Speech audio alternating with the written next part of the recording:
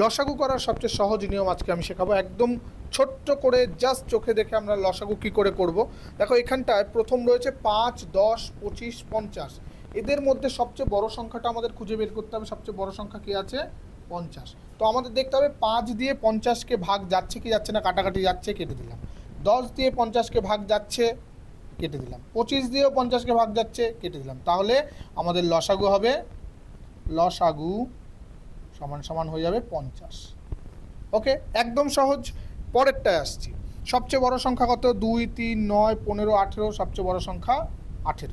2 দিয়ে 18কে ভাগ করা যাচ্ছে, কেটে দিলাম। 3 দিয়ে 18কে ভাগ করা যাচ্ছে, কেটে দিলাম। 9 দিয়ে 18কে ভাগ করা যাচ্ছে, 9 দুগুণে 18 কাটা গেল। 15 দিয়ে কি 18কে ভাগ করা যাচ্ছে? যাচ্ছে না। তখন কি করব? এই 15টাকে আমরা দুটো উৎপাদকে ভেঙে নিই, মৌলিক সংখ্যার উৎপাদকে। কি আছে? 3 5 15, 3 5 15। এর মধ্যে 3 দিয়ে 18কে ভাগ করা যাচ্ছে, তাহলে 3ও কেটে দিলাম। থাকলো কি আমাদের শুধু 5। তাহলে এই 5 দিয়ে এটাকে আমরা গুণ করে দেবো, তাহলে হয়ে যাবে কত? 5 18 90। এটা হয়ে যাবে আমাদের লসাগু বা এলসিএম। তাহলে যদি শিখে থাকো নিশ্চয়ই এই 3 নম্বর অঙ্কের উত্তর আমাদের দিতে পারবে, অবশ্যই। Thank you.